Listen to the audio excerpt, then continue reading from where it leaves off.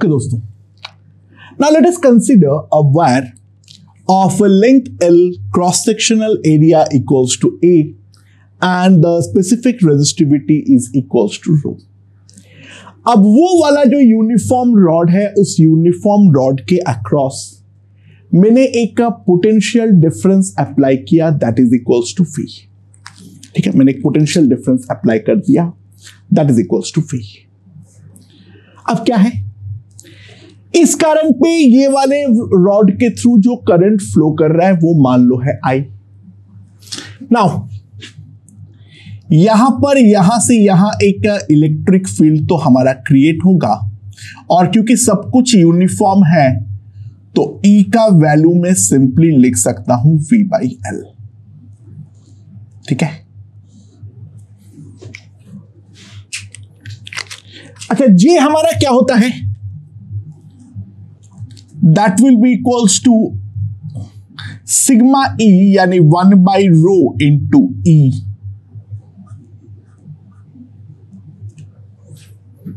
तो J को हम लिख सकते हैं I/A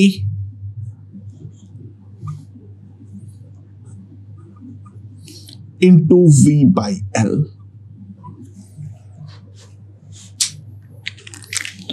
तो अगर हम ध्यान दो तो V जो है वो मैं लिख सकता हूं, that is equals to ρL/A into I.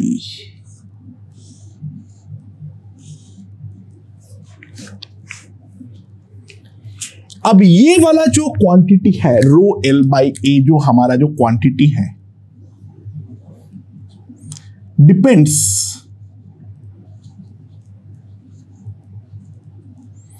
on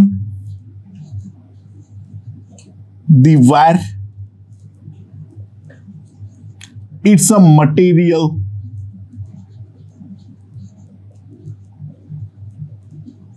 and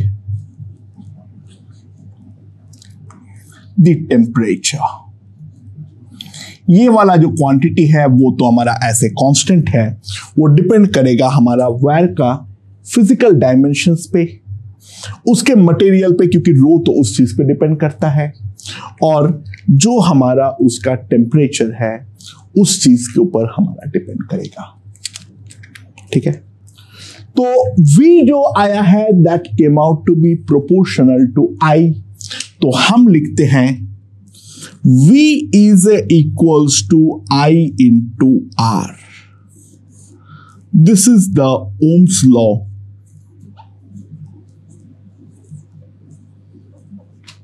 this is the Ohm's law, और जहां पे R को बोलते हैं, R is called the resistance of the wire. R जो है वो हमारा वायर का रेजिस्टेंस है. तो V is equals to IR, ये हमारा है ओम्स लॉ, एंड R को हम बोलते हैं उस पर्टिकुलर वायर का रेजिस्टेंस. ठीक है, अच्छा तो यहां पर अगर हम ध्यान दें, ओम्स लॉ का फॉर्मल स्टेटमेंट क्या कहता है, उस चीज के ऊपर सबसे पहले ध्यान दो. ओके दोस्तों, तो ओम्स लॉ का फॉर्मल वर्डिंग देख लो क्या है. फॉर सम कंडक्टर्स, हर कंडक्टर के लिए नहीं. ठीक है, ओम्स लॉ बहुत ज्यादा लिमिटेशन वाला लॉ है. हम लोग जो बात करेंगे वो तो सारे ओम्स लॉ को फॉलो करते हुए के लिए ही नॉर्मली बात करेंगे, but in general for some conductors under constant physical conditions like temperature, mechanical strain, humidity etcetera, the current flowing through it is always proportional to the potential difference applied across it. ठीक है, physical conditions को हमें constant रखना है, यानी उसका temperature, उसके ऊपर जो मैकेनिकल स्ट्रेस है या फिर जो ह्यूमिडिटी है, वो सारे की सारे चीजें जो है वो हमारा इफेक्ट डालते हैं. तो अगर ये हमारा कांस्टेंट है तो इन दैट केस जो हमारा करंट होगा उसके अक्रॉस पोटेंशियल डिफरेंस जो अप्लाई होगा उसके प्रोपोर्शनल होगा। Substances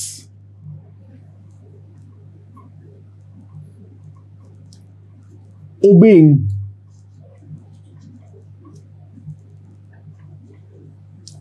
the law are called ohmic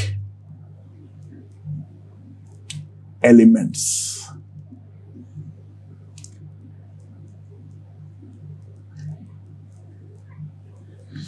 वो सारे सब्सटेंस जो है जो हमारा ओम्स लॉ को फॉलो करता है उसको हम बोलते हैं ओमिक एलिमेंट। ठीक है। अच्छा, before you proceed any further हमें रेजिस्टिविटी के बारे में थोड़ा बात कर लेते हैं।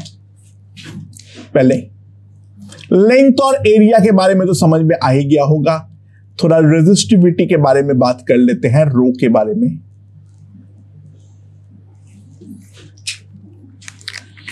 अच्छा, it is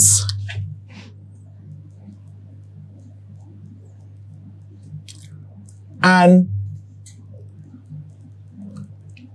intrinsic property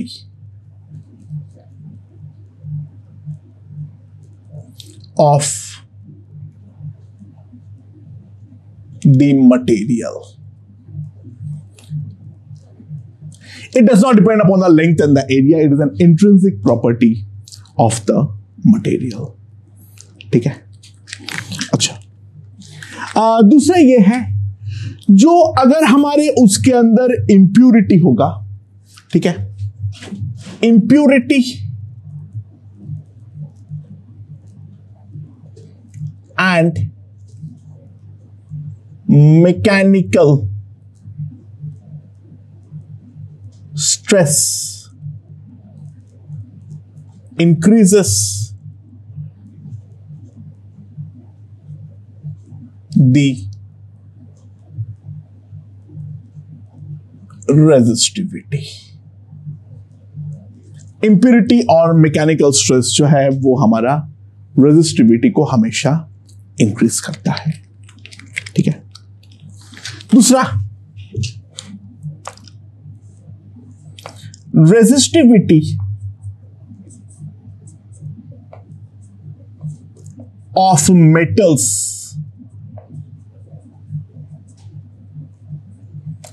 increase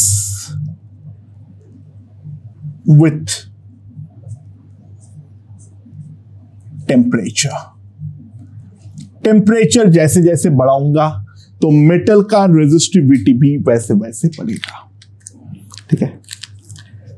magnetic field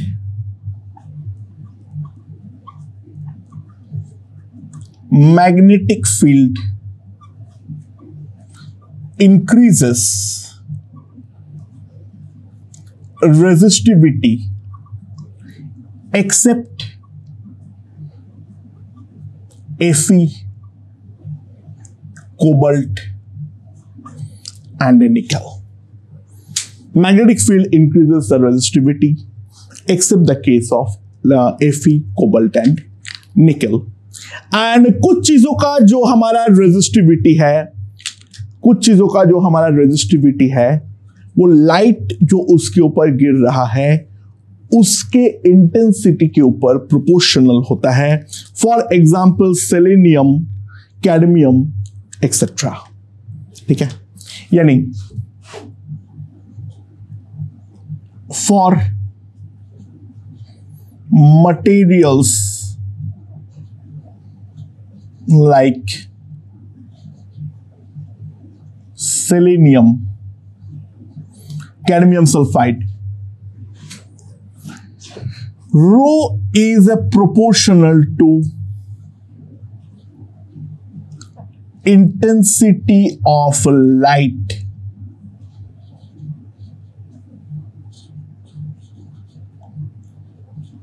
falling on it। ठीक है। अच्छा, एसआई यूनिट क्या होगा?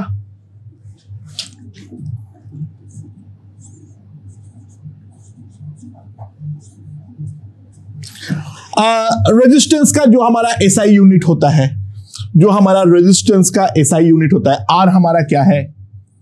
आर है हमारा रो एल बाई ए,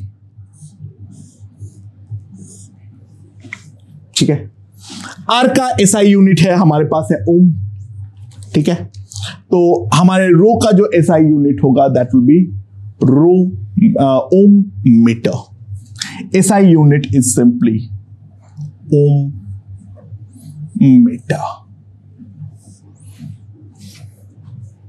ठीक है। अच्छा, जैसे कि 1/r को हम बोलते हैं G यानी कंडक्टेंस,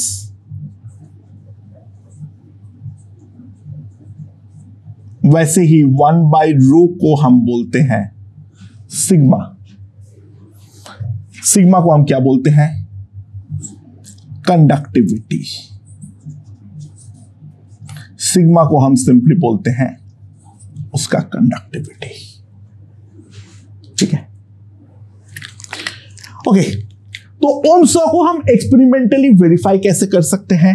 तो अब हम लोग देखने वाले हैं एक्सपेरिमेंटल वेरिफिकेशन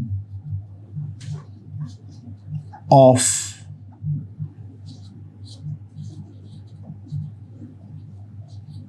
ओम्स लॉ।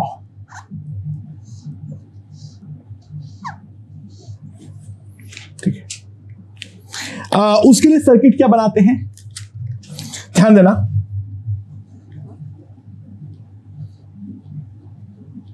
हमारे पास एक वेरिएबल रेजिस्टेंस होता है जिसको हम बोलते हैं रियोस्टेट, ठीक है। और इसके अक्रॉस में क्या वेरिएबल वोल्टेज अप्लाई कर देता हूं V, इसको भी मैं वेरी करवा सकता हूं ना। यहां पर मैंने एक करंट मेजरिंग डिवाइस डाल देता हूं A, और इसके अक्रॉस जो हमारा एक वोल्ट मीटर कनेक्ट कर देता हूं V, ठीक है। अब मैं धीरे धीरे V का वैल्यू बढ़ाता रहता हूं, तो उसमें वोल्ट मीटर और एम्प मीटर में रीडिंग जो है वो मैं अप्लाई करता हूं। रीडिंग जो है वो मैं नोट डाउन करता हूं। तो यहां पर जो मेरे पास है I को मैं एम्पियर पे नोट डाउन कर रहा हूं और V को मैं वोल्ट पर नोट डाउन कर रहा हूं। तो एक बार मैं रियोस्टेट का रेजिस्टेंस को अगर फिक्स करूंगा तो अलग अलग V पे मैं I को यहां पर इस तरीके से प्लॉट करूंगा और प्लॉट करते हुए मैं बेस्ट फिट स्ट्रेट लाइन के थ्रू जोड़ूंगा। जो हमारा बेस्ट फिट स्ट्रेट लाइन है उसके थ्रू जो है वो मैं जोड़ूंगा, ठीक है। And best fit straight line में अगर मेरे पास मान लो ये दोनों पॉइंट हैं, तो यहां पर अगर डिफरेंस आता है डेल्टा V, यहां पर आता है डेल्टा I, ये तो हमारा हर पॉइंट के लिए सेम आएगा, ठीक है। तो यहां से हम देखेंगे tan theta that is delta V by delta I, and that will come out to be equals to constant. और ये जो हमारा tan थीटा का वैल्यू आएगा वही तो होगा हमारा रेजिस्टेंस R। ये एक पर्टिकुलर रेजिस्टेंस के लिए मैं करूंगा एंड रेजिस्टेंस का वैल्यू को बदलते हुए मेरे पास अलग अलग इस तरीके का लाइंस आएंगे। रियोस्टेट को वेरी करते हुए मैं अलग अलग रेजिस्टेंस के लिए ये एक्सपेरिमेंट जो है वो रिपीट करने वाला हूं। That is the experimental verification of the Ohm's law. Okay, अब हम देखेंगे एक चीज, change in resistance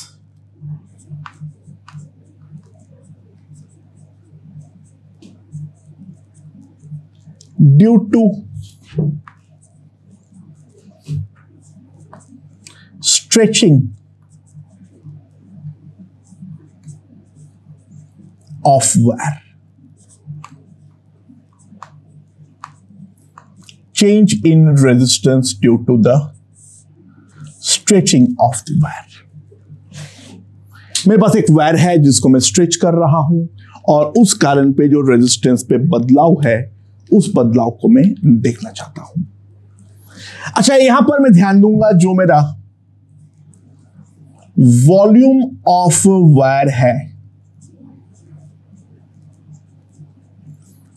that is assumed to be constant. अच्छा, वॉल्यूम जो होता है V में that will be simply length into area that will be equals to constant. ठीक है।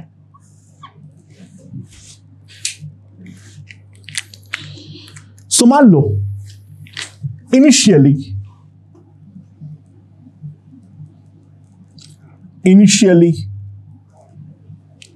length of wire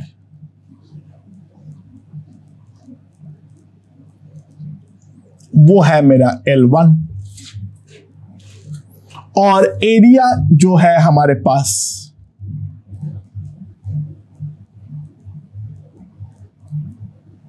that is equals to A1। Length of the wire जो है वो है हमारा L1 और एरिया ऑफ द वायर जो है वो है हमारा। तो रेजिस्टेंस R1 जो हमारे पास होता है, रो तो हमारा डिपेंड नहीं करेगा, तो R1 इनिशियली जो था वो हो जाएगा मेरा rho into L1 by A1। ठीक है। नाउ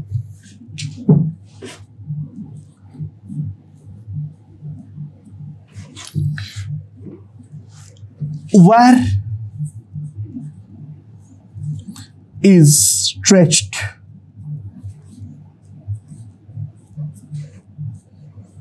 to length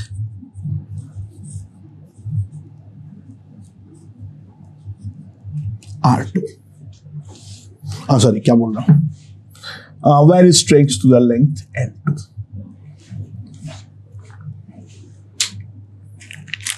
तो ऑब्वियसली बात है, नया एरिया को अगर मैं A2 बोलता हूं तो L1 A1 that will be equals to L2 A2। तो A2 मेरे पास आ जाएगा L1 A1 बाई L2।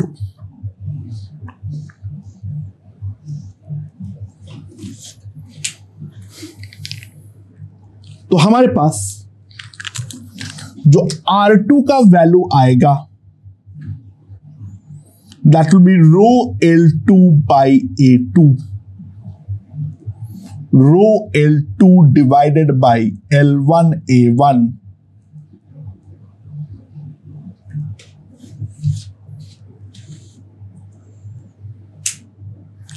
सो यहां से मैं लिख सकता हूं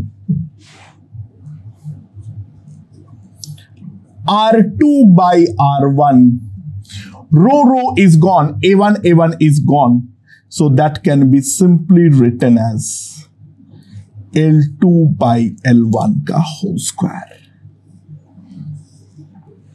तो अगर मैं लेंथ को बढ़ा के 2 टाइम्स करूंगा तो हमारा रेजिस्टेंस जो है वो बढ़ के हमारा 4 टाइम्स हो जाएगा।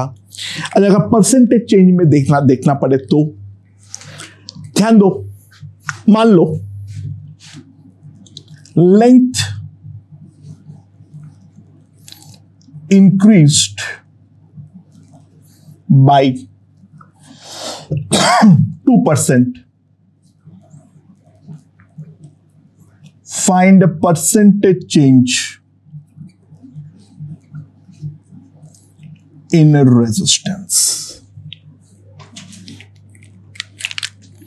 तो R हमारे पास क्या होता है, रो L बाई A, और A को मैं लिख सकता हूं constant by L। So small change के लिए तो मैं हमेशा एक ही तरीका अपनाने के लिए बोलता हूं, A जो है उसको मैं लिख सकता हूं ना वॉल्यूम बाई L। ठीक है, V में इसलिए नहीं लिख रहा जो कि कंफ्यूज हो जाओगे तुम, वोल्ट वाला V के साथ, तो V/L हमारे पास आ जाएगा, तो ln R मेरे पास आएगा ln ρ/c plus 2ln L। तो इसको अगर मैं डिफरेंशिएट करता हूं तो मेरे पास आ जाएगा dr/r will be 2dl/L। तो लेंथ increases by 4%। लेंथ क्या बोल रहा हूं, सॉरी, रेजिस्टेंस इंक्रीजेस बाय 4% अगर मैं लेंथ को 2% से बढ़ाता हूं इन दैट केस। ओके दोस्तों, पहला क्वेश्चन देखते हैं क्या बोला है। A cuboid has a dimension of a cross 2a cross 3a. A potential difference V is applied across two opposite faces. जो resistivity है वो है मेरा ρ, ठीक है। To which two faces V to be applied so such that we get the maximum current density, and उस case पे current निकालो, और कौन सा दो ऑपोजिट फेस के बीच में मुझे लगाना पड़ेगा जो कि हमें मैक्सिमम करंट मिले। तो करंट जो आएगा वो जो मैक्सिमम करंट आएगा उसका वैल्यू हमें निकालने की जरूरत है। अगर पहले वाले पार्ट के लिए हम एक चीज तो जानते हैं, जो J होता है दैट विल बी E/ρ। तो J को अगर हमें बढ़ाना है तो E को तो हमें बढ़ाना पड़ेगा, और जहां पर हमारा E है that will be V divided by the length of the wire. तो ऑब्वियस सी बात है, E को अगर मुझे बढ़ाना है तो लेंथ को मुझे डेफिनेटली अब यहां पर कम करना पड़ेगा। लेंथ जो है उसको डेफिनेटली हमें कम करना पड़ेगा अगर हमें J को बढ़ाना है तो, ठीक है। ओके, सो फार सो गुड। अब ध्यान देना मैं यहां पे जो बोल रहा हूं, देखो लेंथ जो है वो या तो A होगा, या तो 2A होगा, या तो 3A होगा। तो ऑब्वियस सी बात है हमारा लेंथ मिनिमम होगा जब लेंथ की तरह हमारा A काम करेगा। तो सिंपल सी बात है, हमें जो करना पड़ेगा, हमें किस तरीके से अप्लाई करना पड़ेगा, ध्यान देना। हम ये वाले साइड्स पे बड़े वाले जो दो फेस है उसको रखेंगे, एंड उसके बाद जो है वो यहां पर हम छोटे वाले फेस को रखने वाले हैं, यानी दिस इज माई A, और जो मैं बैटरी कनेक्ट करूंगा V, वो मैं 2A और 3A के अक्रॉस जो है वो मैं करने वाला हूं। तो J मैक्स जो हमारे पास आएगा, J max will be simply equals to V/ρL।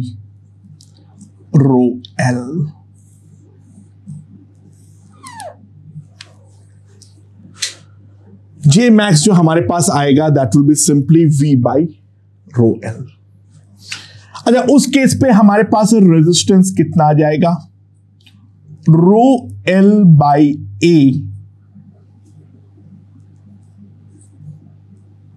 Sorry,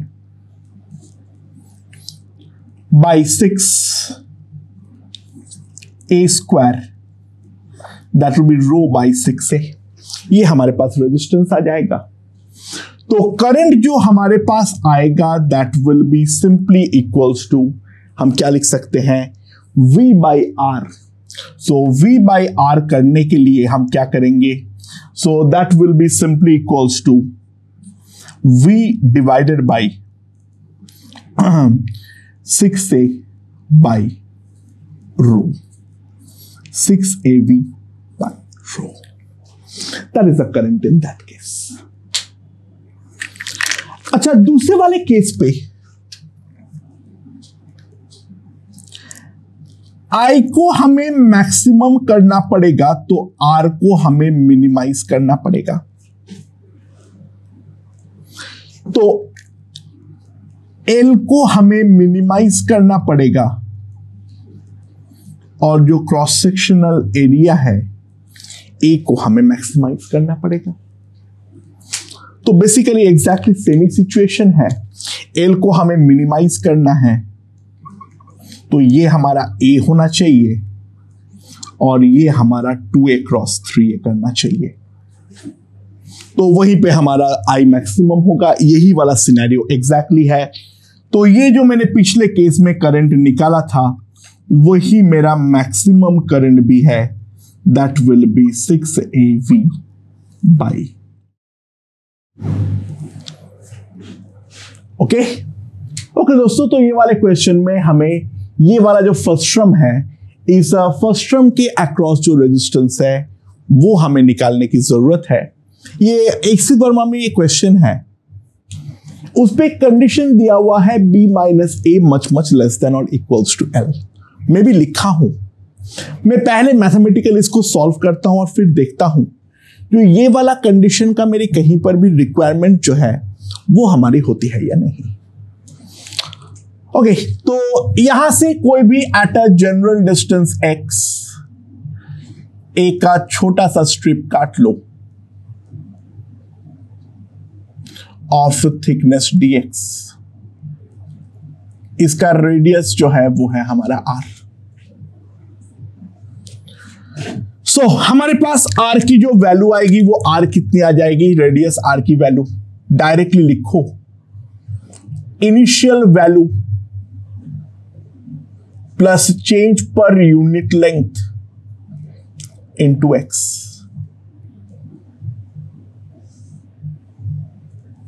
r की जो वैल्यू आएगा that will be a plus b minus a by l into x। तो हमारे पास जो रेजिस्टेंस आ जाएगा dr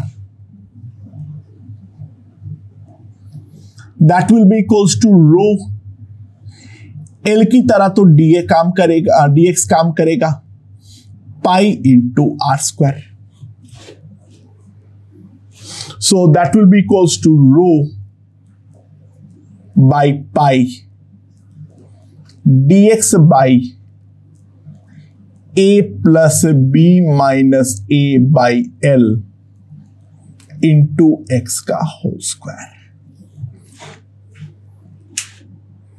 ठीक है, तो हमारे पास जो टोटल रेजिस्टेंस आएगा R rho by pi integral dx by a plus b minus a by l into X का होल स्क्वायर 0 to L।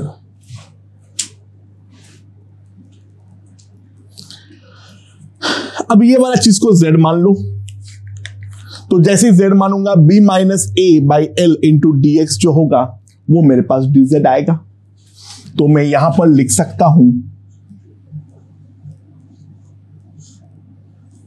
पाई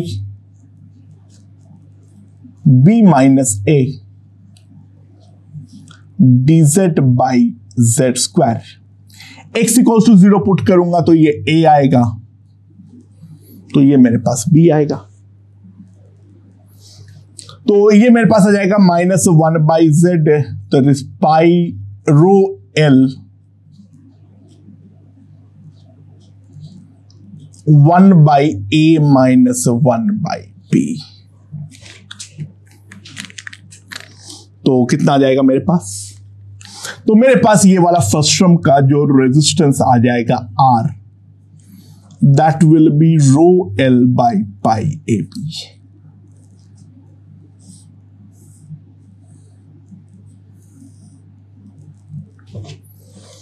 मेरे पास आ जाएगा rho L by pi A B. तो यहां पर अब इंपॉर्टेंट सवाल ये है, यहां पर जो हमारा इंपॉर्टेंट सवाल है वो ये है, जो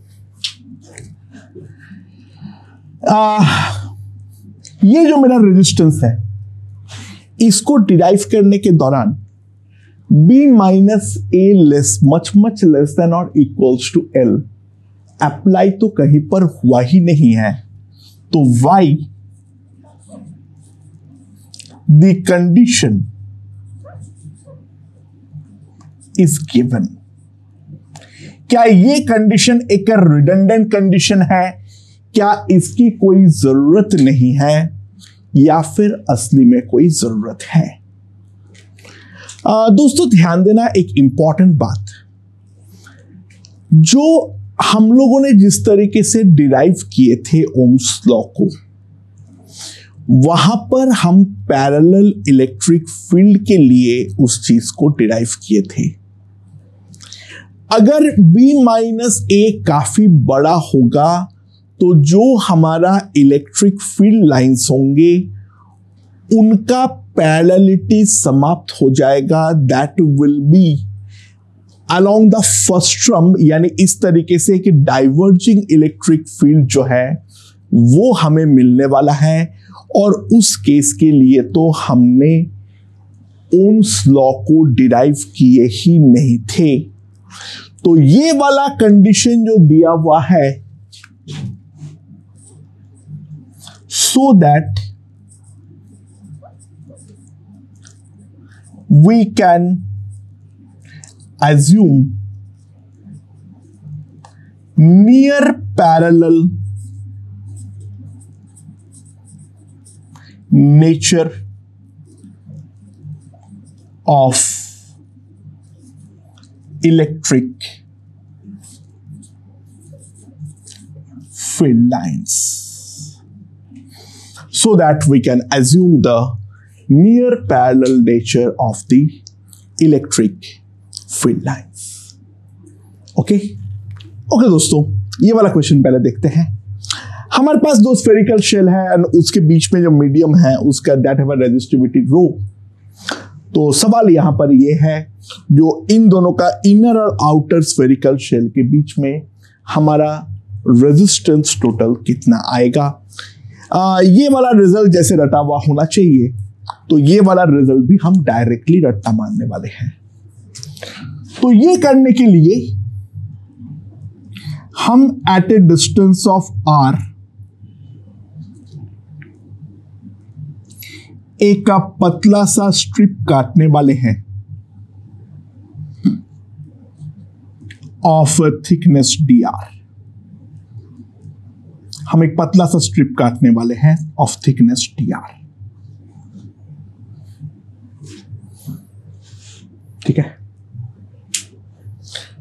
तो इसका जो एरिया होगा that will be can be considered as a 4 pi r square. तो इसका जो हमारा dr आएगा that will be rho dr by 4 pi r square. तो हमारे पास जो r आ जाएगा that will be equals to rho by 4 pi integral dr by r square.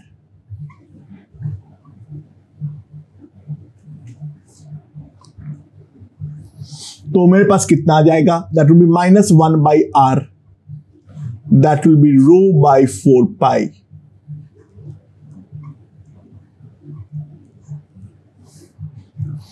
तो हमारे पास ये वाले केस पे जो रेजिस्टेंस आएगा rho into b minus a divided by 4 pi A B.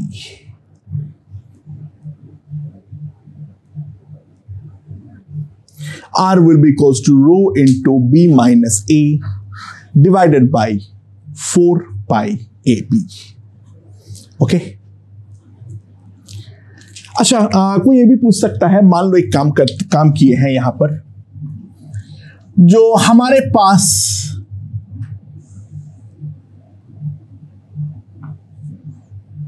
जो रेजिस्टेंस है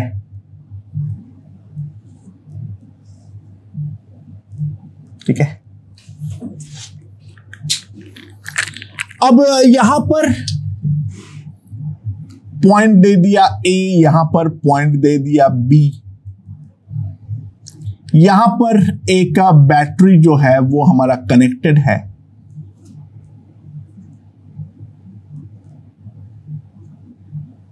लाइक वी नॉट। बाहर वाले को मैंने ग्राउंड कर रखा हूं, यानी उसका पोटेंशियल हमारा 0 पे मेंटेन है, और इधर वाले का पोटेंशियल जो है वो मेरा वी नॉट पे मेंटेन है। ना इसके सेंटर से आर दूरी पे कोई अगर मेरा पॉइंट है सी, फाइंड पोटेंशियल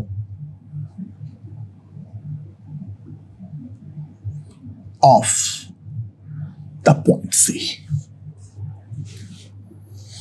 अच्छा, हम किस तरीके से निकालेंगे? ध्यान दो, जो हमारा करंट होगा आई, वो तो मेरा V नॉट बाई आर होगा, और ये आई करंट जो है वो हमारा रेडियली इस तरीके से फ्लो करने वाला है, जो हम साफ साफ देख सकते हैं। करंट जो है वो हमारा हायर टू लोअर पोटेंशियल इस तरीके से हमारा फ्लो करने वाला है, और वो हर जगह पर सेम होगा। करंट कोई बीच में गायब तो हो नहीं सकता है, करंट हमारा हर जगह पर सेम ही होने वाला है। So that will be equals to V naught by R. तो अगर मैं लिखता हूं that will be equals to 4 pi AB into V naught divided by rho into B minus A. That is the value of current. Okay. और ये अगर मेरे पास current है, ये अगर मेरे पास करंट है, तो मैं C पॉइंट तक का रेजिस्टेंस जो है वो अगर मैं कुछ भी करके निकाल लूं, then I am pretty much done. ए और सी के बीच में जो हमारा रेजिस्टेंस आएगा RAC, दैट will be equals to rho by 4 pi integral A to B dr by r square, and that will simply come out to be equals to rho by 4 pi R minus A divided by AR.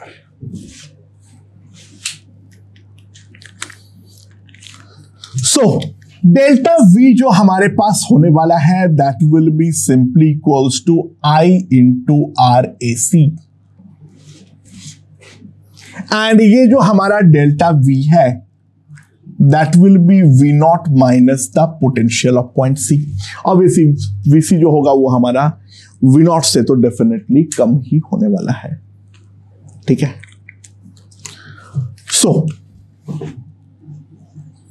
VC जो आएगा that will be V naught 4 pi AB into V naught by rho B minus A into जो हमारे पास आएगा रो R minus A by AR. A is gone, rho is gone, ठीक है, sorry 4 pi gone.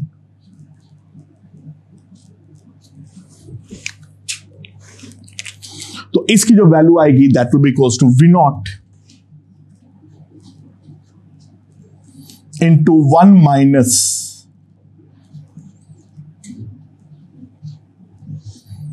R into B minus A। ये हमारे पास जो है that will be the value of VC। तुम अगर इसको करना चाहते हो तो कर लो, BR तो कटेगा, तो minus plus AB minus AR आएगा, तो that will be equals to V naught A B minus R divided by R into B minus A. So that will be the value of VC.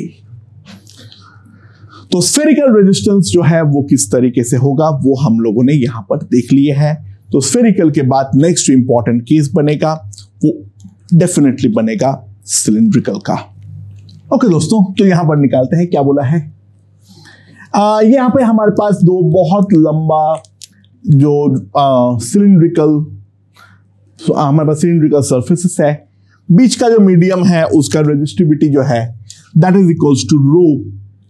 Then we have to find the resistance between the two cylindrical faces for a given length equals to L. So, मैं यहां पर जैसे करता हूं वैसे ही करूंगा। एक R radius का जो टुकड़ा है वो R रेडियस का टुकड़ा काट दूंगा एंड यहां पर मैं एक पतला सा स्ट्रिप काट लूंगा ऑफ थिकनेस से dr। मैंने एक छोटा सा टुकड़ा स्ट्रिप काट लूंगा ऑफ थिकनेस dr। ठीक है, राइट। तो जो हमारा ये वाले जो दोनों फेस के बीच में जो मेरा रेजिस्टेंस आएगा D capital R, that will be rho, length की तरह काम करेगा dr, और जो हमारा एरिया है वो बेसिकली तो हमारा कर्व्ड सरफेस एरिया है, so that will be 2 pi L into R। तो हमारे पास जो नेट रेजिस्टेंस आ जाएगा R, that will be rho by 2 pi L into dr by R। इसको हम इंटीग्रेट करेंगे फ्रॉम A टू B, तो rho by 2 pi L into ln B by A. So that is the resistance that we can see for the length L. L must be much larger as compared to B minor and B and A both. ठीक है, otherwise हम लोग ये वाला चीज जो है वो हम अप्लाई नहीं कर पाएंगे। करंट जो है वो वहां पर हमारा रेडियली बाहर निकलेगा, यहां पर भी करंट हर जगह पर सेम होगा। तो कोई भी अगर एक जनरल पॉइंट पर हमें पोटेंशियल निकालने के लिए बोले तो वो भी हम आसानी से निकाल सकते हैं, कोई अलग चीज नहीं होने वाली है। मेरे ख्याल से ये सारे बेसिक बातें समझ में आ गया है। तो जो स्टैंडर्ड फिगर्स हमें करने की जरूरत थी वो सारे स्टैंडर्ड फिगर्स हमने यहां पर समाप्त कर चुके हैं, और ये जो सारे के सारे फॉर्मूले मैंने करवाया हूं that has to be learned by heart. Okay.